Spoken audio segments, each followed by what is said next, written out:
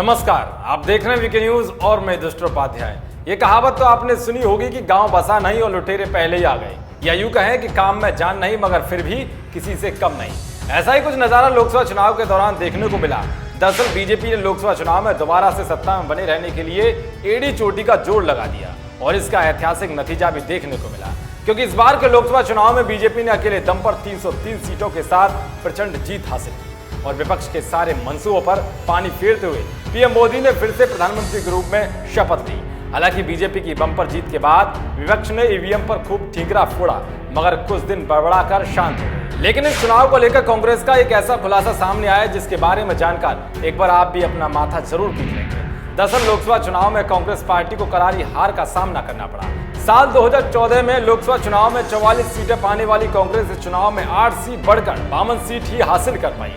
हार के बाद कांग्रेस अध्यक्ष राहुल गांधी इस्तीफा देने की बात पर अड़े हुए हैं। वही पार्टी का दावा है कि राहुल गांधी अध्यक्ष थे, हैं और रहेंगे। मगर अब जो रिपोर्ट सामने आई है वो हर किसी को चौंका देगी। एक रिपोर्ट में दावा किया गया है कि लोकसभा चुनाव खत्म होने से पहले ही कांग्रेस ने सरकार बनाने की तैयारी कर ली थी। यही नहीं बल्कि राहुल गांधी ने तो मंत्रियों के नाम भी तय कर लिए थे।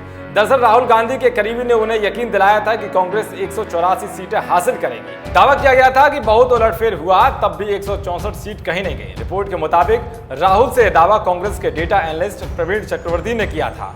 संडे गार्जियन लाइव की एक रिपोर्ट के मुताबिक 21 मई को राजीव गांधी की पुण्यतिथि के दिन चक्रवर्ती ने राहुल से मुलाकात की थी और उन्हें संबंधित निर्वाचन क्षेत्रों और अनुमानित मार्जिन के साथ कांग्रेस के 184 संभावित विजेताओं की सूची दी थी। कांग्रेस अध्यक्ष के कार्यालय द्वारा डेटा की दोबारा जांच की गई और राहुल ने अपने कार्यालय से कहा कि पहली बार चुने जाने वाले करीब 100 सांसदों की सूची बनाएं जिनसे वो परिचित नहीं थे। राहुल ने हारने वाले संभावित नेताओं की अलग सूची तैयार करने का निर्देश दिया। दूसरी सूची में मल्लिकार्जुन खड़गे, पवन बंसल, हरीश रावत, अजय माकन आदि प्रमुख नेता शामिल थे जिन्हें वो अगली सरकार का हिस्सा बनाना चाहते थे। तो ही मतगणना से एक दिन पहले चक्रवर्ती की ओर से दी गई रिपोर्ट के आधार पर राहुल और प्रियंका ने संभावित सहयोगियों और अपनी पार्टी के प्रमुख नेताओं से संपर्क करना शुरू कर दिया। राहुल ने फोन पर के स्टालिन से बात की और उन्हें गृह मंत्री के रूप में अपने भावी मंत्रिमंडल में शामिल करने की अपनी इच्छा से अवगत कराया। तो वही रिपोर्ट के मुताबिक उत्तर प्रदेश में महागठबंधन कितनी सीटें जीत रहा था, ये पूछे जाने के बाद अखिलेश यादव को महत्वपूर्ण कैबिनेट सीट ऑफर की गई थी।